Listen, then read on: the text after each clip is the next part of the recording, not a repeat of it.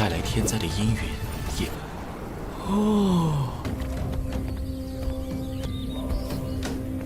马王神已经取走了手臂，真翅吧。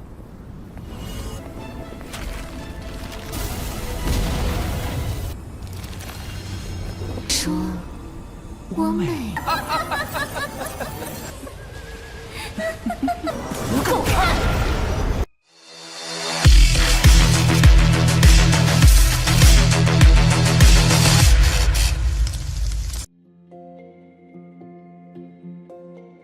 Halo semuanya, selamat datang di Ruang Sinema. Bagaimana kabar kalian semua? Semoga selalu sehat dan baik-baik saja. Pada hari ini kita akan kembali melanjutkan series Donghua Tales of Herdigot episode terbaru, yang mana ini adalah episode yang ke-87-nya. Tanpa berlama-lama, langsung saja kita mulai alur ceritanya. Kakek buta dan mudah menahan pergerakan Nenesi. Mendapatkan pelakuan ini tentu saja membuat Li Xingtian kesal. Andai saja kultivasi istrinya tidak selama itu, maka kakek buta sudah sejak tadi dia kalahkan. Kakek buta memintanya untuk tidak terlalu percaya diri, karena bagaimanapun mereka belumlah pernah bertarung. Jadi bagaimana bisa Li Xingtian menilai kekuatannya lebih kuat?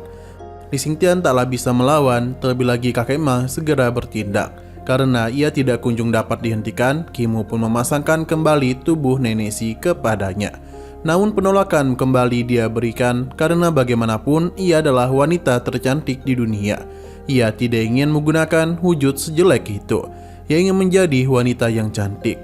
Pada akhirnya Li Xingtian pun berhasil mereka tahan dan si Yoyu pun bisa kembali mengendalikan tubuhnya. Kakek buta tidak menduga kalau Li Xingtian bisa mengambil alih tubuh Nenesi dengan sangat cepat. Bahkan ranahnya sudah menembus ranah hidup dan mati. Ia takut tidak lama lagi tubuh si Yoyu diambil alih, dan saat itu terjadi, maka Li Xingtian bisa sepenuhnya mengambil alih tubuhnya, bahkan menjadi penguasa baru. Kepala desa juga agak khawatir karena jika hal itu terjadi, maka seorang Grandmaster jalur iblis puncak alam jembatan ilahi akan terlahir. Itu akan membuat situasi menjadi sangat kacau baik bagi negara maupun bagi para warga, karena kaisar sekalipun akan kesulitan menahan pesonanya. Waktu mereka tidaklah banyak. Kerajaan Yang Kang tidak akan bisa menahan Li Xingtian. Kakek Ma yakin kalau Buddha tua dapat menaklukkan iblis batin Nenesi.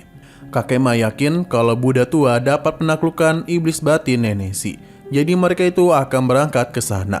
Kakek pincang mengingatkan kalau kakek Ma telah membuat keributan untuk bisa mengambil lengannya. Jadi apakah Buddha tua itu akan membantunya? Meskipun begitu, kakek Ma tetap yakin kalau Buddha tua pasti akan membantu mereka. Karena dan mengalahkan iblis batin seperti Li Xingtian akan membantu kemajuan kultivasinya. Mereka akan pergi bersama untuk meminta Buddha tua menghentikan sifat iblis Nenesi. Kakek kepala desa mengutus kakek buta, kakek Ma dan Kimu untuk mengawal Nenesi. Semua itu demi keamanan dunia. Perjalanan pun telah mereka lakukan menuju sekte Petir Agung. Legenda mengatakan di saat para dewa hendak membelah gunung-gunung agung, mereka sengaja melewati gunung tersebut. Awan gelap yang membawa bencana besar saja tidak berani mendekati gunung itu. Kimu agak bingung mengapa para dewa tidak berani menyentuh tempat tersebut. Perjalanan panjang sudahlah mereka lakukan hingga naga kilin berhenti tepat di depan kaki yang benar-benar sangatlah besar. Kakek Ma akan membimbing mereka masuk. Para murid yang ada di sana setelah penasaran mengapa Ma kembali, padahal dia itu sudah mengambil kembali lengannya. Terdapat begitu banyak pertanyaan di benak para murid. 带来天灾的阴云也……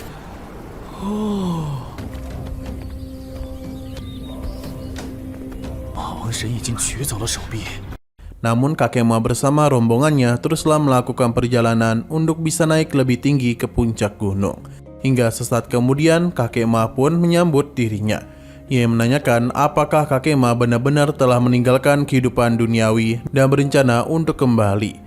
Kakek Ma memang menghormati gunung ini namun tidak dengan zan. Tapi bagi gurunya, kembalinya kakek Ma ke Gunung Sumi, maka ia akan menjadi tataga selanjutnya. Terlebih lagi sekarang ia sudah kehilangan istri dan juga anaknya. Kenangan itu seketika saja membuat kakek Ma kesal. Ia berjanji tidak akan pernah melupakan dendam tersebut. Dulu kakek Ma memotong lengannya sendiri sebagai tanda kalau dia itu akan pergi. Keputusannya dihormati oleh gurunya dan meletakkan lengannya itu di pagoda 1000. dan harapan kakek Ma bisa kembali ke jalan yang benar. Buddha tua menyadarkan Ma kalau hubungan guru dan murid di antara mereka masihlah terjalin. Kakek Ma memintanya untuk berhenti karena jika tidak dia akan menghancurkan tempat ini. Amarah dari kakek Ma telah membuat ia lupa dengan tujuan mereka sebenarnya. Jadi Kimu pun mengambil alih situasi sambil mencoba berbicara kepada Buddha tua. Buddha tua ini sudah tahu kalau tongkat Kiluo telah diberikan kakek Ma kepada Kimu. Sepertinya mereka itu memang ditakdirkan untuk menjadi murid dan guru. Sebenarnya Buddha tua ini pernah pergi ke Dasu demi bisa memberikan bimbingan kepada Kimu. Namun takdir mereka telah hancur karena sekarang ia sudah menjadi pemimpin sekte iblis surgawi.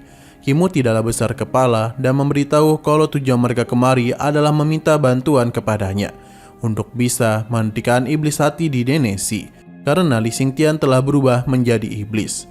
Ia tahu kalau Buddha tua saatlah kuat, jadi dia berani meminta bantuan kepadanya.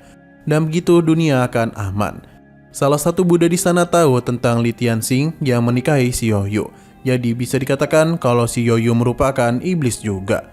Mereka tidaklah bisa ikut campur dalam urusan dalam sekte iblis. Buddha tua menganggap semua makhluk itu setara, begitu pula dengan iblis. Karena Kimu sendiri yang datang meminta bantuan, maka tentu dia akan membantu mereka. Tapi Buddha tua ingin melihat Li Tianxing secara langsung. Hal itu tidaklah dibiarkan oleh mereka karena jika si Yoyo sampai membuka wujudnya, takutnya mereka semua di sini akan terpesona dengan kecantikannya. Buddha tua cukup percaya diri karena kecantikan yang tidak tertanding itu hanyalah tengkorak merah muda saja. Demi bisa mencerahkan Li Tianxing, dia harus melihat wajah asli dari si Yoyo. Terlebih lagi, Li Tianxing bisa menjadi iblis karena cinta yang dia miliki. Para murid yang memiliki kultivasi lemah akan menghadap ke sisi lain, di mana hampir semua murid menghadap ke belakang. Sepertinya Buddha tua sendirilah yang akan melihat seberapa cantikkah si Yoyo itu. Kakek Ma bersama yang lainnya juga telah mengamankan diri. Kakek butalah yang akan membuka ikatan dari tubuh Nenesi. Sesaat kemudian si Yoyo pun muncul, di mana seketika saja ledakan kekuatan penggodanya juga keluar. Ia ingin tahu pendapat Buddha tua, apakah dia ini cantik. 真是吧。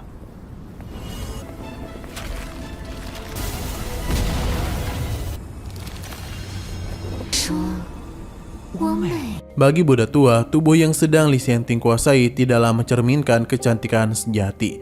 Karena itu hanyalah penampilan luar saja. Semua orang sudah melihat kecantikannya, bahkan Qilin sendiri. Namun kecantikannya itu hanyalah memukau manusia saja. Li Xianting tidaklah menyerah dan dia mengakui kalau sekte Zen mereka memang bisa melawan semua jalan. Namun dengan mengalahkan semuanya, apakah semua itu sudah cukup? Godaan terus-menerus ia berikan, namun Buddha tua tidaklah tertarik. Bahkan ia memberikan cermin kepadanya yang membuat Li Xianting benar-benar terpana oleh kecantikan si Yoyo. Namun di saat ia membalik cermin itu, yang ada hanyalah tengkorak saja. Bagi Buddha tua, ia hanyalah tengkorak. Jadi apakah dia itu pantas dipanggil sebagai cantik? Li Xingtian tidaklah terpengaruh oleh tipuan tersebut. Apalagi dia ini juga telah memahami ajaran dari Buddha. Karena itulah ia tidak akan hidup glamor. Li Xingtian hanya hidup seperti Buddha tua. Li Xingtian juga percaya diri kalau tipuan seperti itu tidaklah berpengaruh kepadanya. Terlebih lagi cermin kecil itu tak akan bisa mencerahkan dirinya. Ia pun berencana untuk pergi ke sektenya dan ingin melihat apakah Buddha tua masih bisa menahan dirinya dan juga mencerahkan para murid yang akan tergoda pada kecantikannya. Kakek buta memintanya untuk segera melakukan pencerahan kepada Li Xingtian karena berbicara saja tidak ada gunanya. Buddha tua sepertinya akan menggunakan menara 1000 karena di masa lalu mereka membawa para pemimpin untuk bisa menundukkannya. Para yang mulia akan membiarkannya di luar menara dengan sangat baik. Atas perintah Buddha tua, mereka pun akan mengirim mantan gadis suci sekte iblis surgawi, yakni si Yoyo, untuk berkultivasi di menara 1000. Sesaat kemudian ia pun masuk ke dalam menara itu. Li Xingtian hanya tertawa saja karena baginya semua itu tidak akan pernah bisa menaklukkan dirinya. Meskipun begitu, ia mengakui kalau menara 1000 yang mulia dan sekte petir agung memang kekuatan yang tangguh. Mereka menggunakan jasad emas dan harta magic dari para Buddha. Baginya semua itu hanyalah sambutan untuknya. Serangan coba mereka berikan, namun dalam satu kali serangan saja Li Xingtian bisa mudah mengatasinya. Baginya, Buddha tua telah meremehkan dirinya dan juga kultivasi iblis surgawi. Karena itulah dia akan memperlihatkan kekuatannya untuk bisa mengalahkannya. Tapi Buddha tua ini masihlah belum serius.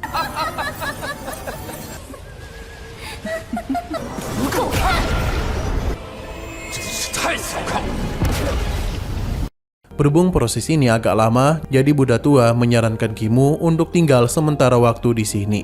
Kimu tidaklah menolak dan menerima permintaannya. Saat ini, Kimu pun pergi bersama kakek Ma untuk melihat-lihat tempat itu. Hingga di perjalanan itu, Mingxi mengenali Kimu karena dulu mereka pernah saling bertarung di arena. Kimu juga mengenalinya dan Mingxi ingin tahu sudah seberapa hebatkah Kimu berkembang. Kimu pun membanggakan dirinya terlebih lagi saat mengalahkannya. Kali ini Mingxi cukup percaya diri bisa menang dari Kimu karena bagaimanapun kemampuannya telah berkembang. Ia bahkan telah memahami sutra Buddha, yang mana itu juga telah memperbaiki kekuatan pada tengkoraknya. Kimu sangatlah terkejut, hanya saja dia mengingatkan kalau mengubah sutra Buddha bisa saja menimbulkan kesalahan. Berhubung ia ingin tahu kekurangannya, jadi Mingxi pun mengajak Kimu untuk bertarung lagi. Di sini tidak ada yang menghentikan mereka. Jadi pada saat itulah pertarungan langsung saja terjadi antara Kimu dan Mingxi. Sayang sekali pertarungan itu tidaklah diperlihatkan, sebab Kimu itu bisa menang dengan mudah. Sesuai dengan perkataan Kimu, Mingxi akan merevisi ulang sutra Buddha. Bagi Kimu, dia itu hanya kurang dalam visi dan pengetahuan saja. Jika semua itu dia miliki, maka dia itu bisa mengubahnya dengan baik. Untuk bisa menghadapi banyak lawan, Mingxi harus memaksakan diri untuk meningkatkan kemampuannya. Perkataan Kimu seketika saja membuat ia sedih, terlebih lagi selama ini dia terus berada di sini. Karena itulah Kimu memintanya untuk melakukan perjalanan. Karena dengan begitu dia bisa mendapatkan pengalaman nyata. Mingxi masihlah bingung hingga Kimu mengingatkan kalau Zen akan selalu di hatinya. Jadi kemanapun dia pergi, Zen itu tidak akan pernah menghilang. Ia harap Mingxi tidak hanya terpaku pada teori saja. Ia harus bergerak untuk mencari kebebasannya sendiri. Jika dia terus di sini, maka tidak akan ada pengalaman yang bisa dia dapatkan lebih lagi. Oke, sekian dulu pada video kali ini. Untuk video selanjutnya akan segera hadir. Jadi bagi kalian yang ingin mengikuti series ini, langsung saja klik subscribe dan aktifkan loncengnya. Terima kasih yang sudah menonton video sampai habis. Jika kalian suka pada video ini, klik like dan share ke teman-teman kalian tentang channel ini. Dan ditunggu aja kelanjutannya. Oke, sampai jumpa di video selanjutnya.